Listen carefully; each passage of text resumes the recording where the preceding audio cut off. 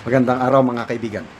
Bigyan natin ng reaction opinion itong post ng NCR for Sara Duterte. Pahayag ito ng vlogger na anti-Duterte, si Lovely Granada. Masamang prediction niya kay VP Sara sa 2028. Ito, kinumpirma ng Bisaya vlogger na si Lovely Granada na hindi na umano stable ang suporta ng mga taga-Visayas kay Vice President Sara Duterte. Ito ang kanyang post sa social media na may pangalang Laverete. Ayon kay Granada, pinagbasihan nito ang naging resulta ng publiko survey kung saan ay tumataas ang distrust ratings ng pangalawang Pangulo. In contrast doon sa survey ng Pulse Asia na mas nasa simple majority pa rin mga Pilipino ang nagtitiwala kay Duterte. Dagdag pa ni Granada, pwede pa umanong makuha ang Visayas ng mga pinklawan sa 2028 sa halalan dahil ito umano ang swing state ng Pilipinas. May swing state pa, parang Amerika. Sa Amerika kasi, ang nagde-decide ng boto yung swing state. Kasi meron ng mga state. Example, California, ano bang California? Democratic state ito. Kahit balik-baliktarin mo pa, mananalo talaga ang Democratic candidate. Ano pa? I think Washington State, Democratic din.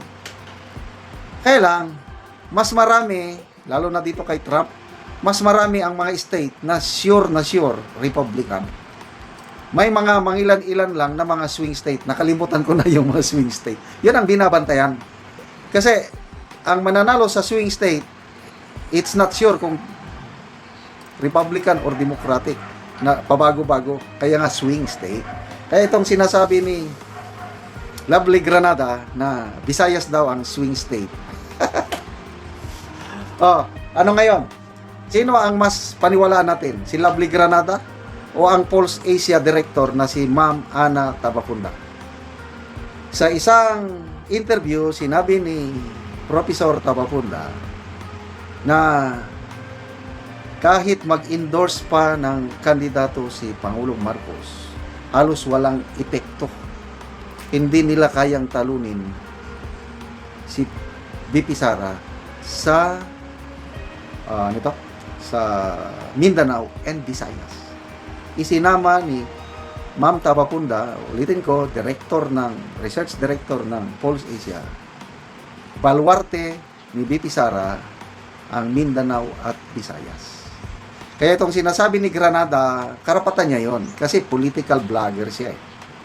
She's entitled to her own opinion. Kaya lang, I totally disagree.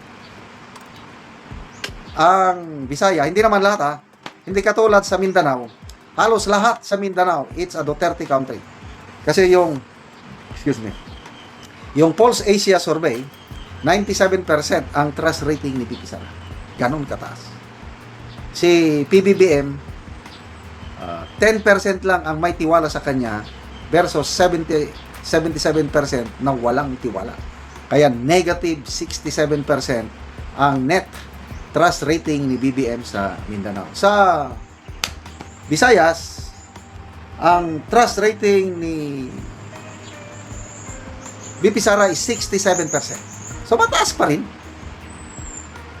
Kaya I don't know kung ano yung sinasabi ni Lovely Granada. Tingnan natin. It remains to be seen. Sana, ano na ngayon? Election na ngayon. Para tingnan natin ang nag-react 1,600 ang nag-react. 1,500 ang tumatawa. 31 ang galit. 119 lang ang nag-like. Anong percentage yan?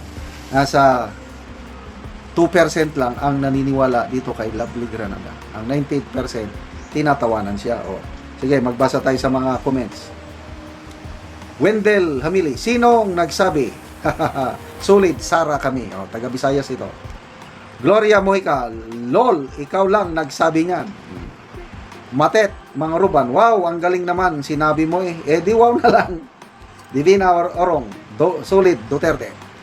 Raquel Mamakos, in your dreams, mind conditioning, mulat sa pool, solid, Duterte kami. Taga Visayas, ano ba ito Mary Jane Olarte, ikaw lang ang nagsabi niyang Susan Bacalso, Hilom Avatar in your dreams. Janice Moleta, in your dreams, lovely Granada. Buot uroy ka. Pataka Karaman, lovely, sabi ni Edward Salvacion. Danilo Carrascal, Visayas and Mindanao, 90 to 95% solid Duterte. Kahit magtanong-tanong ka sa barangay or survey kayo sa social media. Kaya, itong 2020 election is just a matter of time. Malampasan lang ni VP Sara ang impeachment niya, especially this year. Pag hindi nila na-impeach this year, wala na. Mismo si ex-Senator Trillanes ang nagsabi, this year is their make or break. Pag hindi nila na-impeach si VP Sara, they cannot stop VP Sara from becoming a president. So, good luck, lovely Granada.